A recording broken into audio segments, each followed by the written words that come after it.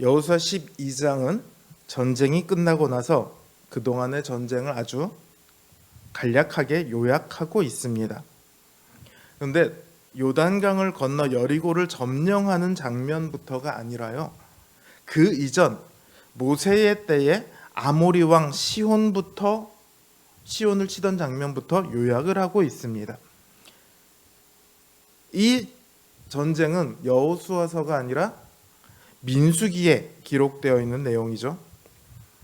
모세가 인도에서 시혼 왕과 바산 왕을 치고 그 땅을 르우벳 사람과 갓 사람과 므낫세 지파 중 반 지파에게 기업으로 줍니다. 그리고 나서 이제 여호수아가 치른 전쟁들에 대해서 기록하고 있습니다. 여리고 왕, 아이 왕, 예루살렘 왕, 헤브론 왕부터 시작해서 총 31명의 왕을 쳐서 멸하고 그 땅을 이스라엘의 구별을 따라 그 지파들에게 기업으로 주었다, 이렇게 기록을 하고 있습니다. 우리가 여기서 알 수 있듯이요, 여호수아서의 초점은 전쟁이 결코 아닙니다. 이 책이 여호수아서임에도요 불구하고 굳이 모세의 전쟁으로부터, 민수기에 기록된 모세의 전쟁으로부터 언급하고 있는 것은요, 이 성경의 초점이 전쟁 그 자체에 맞춰져 있는 것이 아니고요, 명백하게 이스라엘 백성들이 차지하는 땅에, 그리고 그 백성들에게 그 땅이 분배되는 것에 초점이 맞춰져 있습니다. 그래서 이 12장까지의 내용만큼이나 뒤쪽에 분배되는 내용으로 가득 차 있습니다. 초점이 그만큼 그 땅을 분배하는 것에 포커스가 맞춰져 있다는 거죠. 우리는 흔히 모세오경이나 여호수아서를 읽을 때 모세의 탁월한 지도력이나 혹은 여호수아의 그 좌로나 우로나 치우치지 않는 그 순종을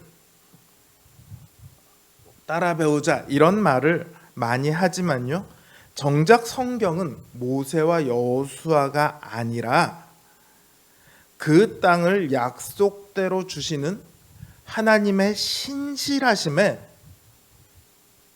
초점이 맞춰져 있습니다. 전쟁의 과정은요, 그 신실하심이 증명되는 과정입니다. 하나님의 말씀은 결코 헛되지 않습니다. 허언이 없습니다. 출애굽한 이스라엘이 지나온 모든 길은요, 쉬운 길이 아니었어요. 광야길이었고 전쟁이 끊이지 않았고 피땀 눈물로 가득한 길이었습니다. 어느 누구도 이스라엘이 출애굽에 성공할 거라고 생각조차 못 해봤죠. 어느 누구도 이스라엘이 가나안을 점령할 수 있을 거다 기대하지 않았습니다. 그러나 그 고되고 힘들었던 모든 시간들을 거쳐 여기까지 온 그 모든 과정은요, 그야말로 하나님의 신실하심이 증명되는 과정입니다. 광야에서의 40년의 시간 동안 이스라엘은 단 한 번도 줄이지 않았고, 단 한 번도 목마르지 않았고, 의복이나 신발로 인해 고생하지 않았고, 더위나 추위로 해를 입지 않았습니다. 가나안의 그 커다란 아낙 사람들로도, 또 수다한 군대와 병거로도 이스라엘을 막지 못했습니다. 그것은 오직 하나님께서 이스라엘과 함께 하시며 이스라엘을 돌보셨기 때문입니다.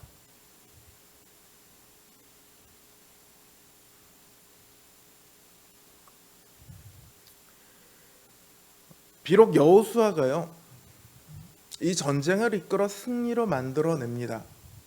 그렇죠? 근데 만약에 여러분들한테 여호수아하고 모세 중에 누가 더 탁월한 지도자입니까? 라고 묻는다면 여러분은 누구를 손꼽으시겠습니까? 구약의 역사에서는 여호수아보다 모세가 훨씬 더 중요한 지도자로서 인정이 되고 있습니다. 실제 이스라엘 역사 속에서 여호수아는 모세만큼의 평가를 받지 못했어요.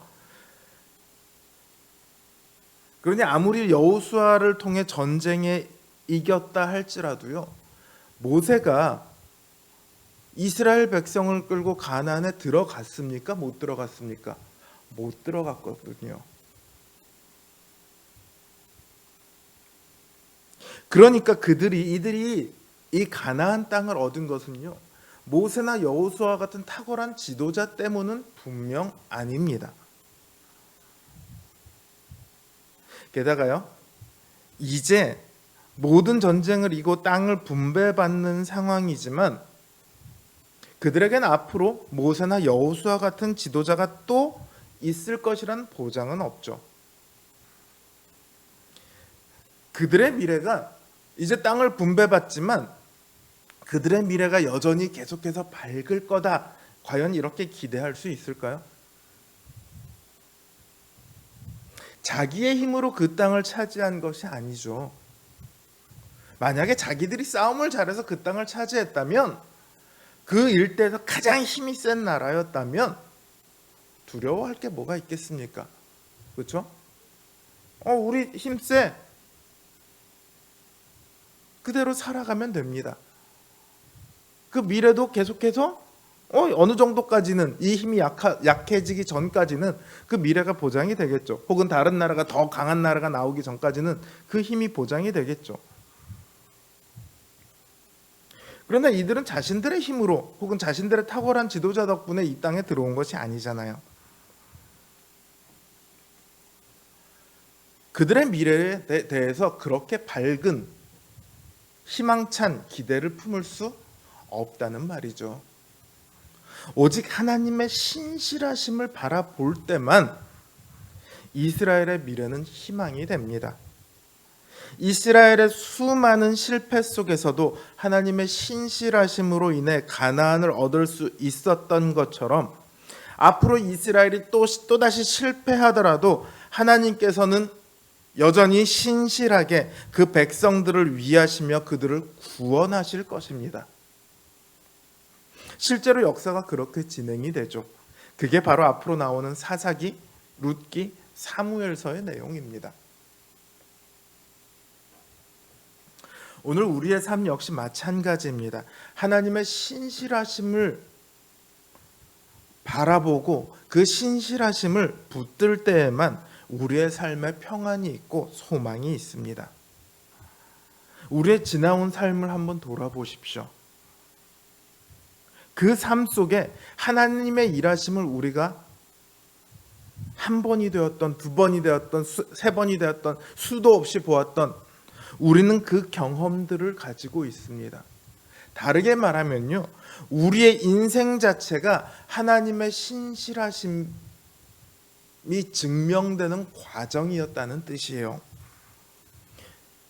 내 삶이, 내 가족의 삶이, 또 우리가 알고 있는 우리 다른 성도님들의 삶이 다 하나님의 지금까지 일해오신 신실하심의 증거들입니다.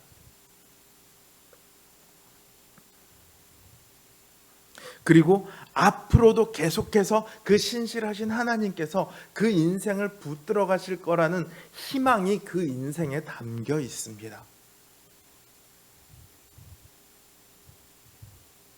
신실하다는 말은요, 믿을만하다는 뜻입니다. 그 신실하신 하나님을 신뢰하시기 바랍니다. 그 믿음이요, 우리 삶을 어떤 어려움에 처해 있을지라도 담대하게 만들어줍니다. 요동하지 않고 평안하게 만들어줍니다. 평안은요, 상황이 평안할 만한 상황이어서 평안하게 되는 게 아니에요. 신자의 평안은 하나님을 신뢰하기 때문에 하나님으로부터 오는 그 안식을 어떤 상황 속에서도 누릴 수 있기 때문에 거기서 평안이 오는 겁니다. 바라기는 우리 모든 성도님들이 이 신실하신 하나님을 굳게 붙들게 되기를 바랍니다. 그때에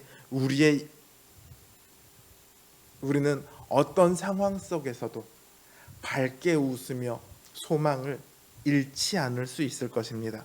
신실하신 하나님으로 인해 늘 즐거워하시는 저와 여러분 되시길 주님의 이름으로 기원합니다.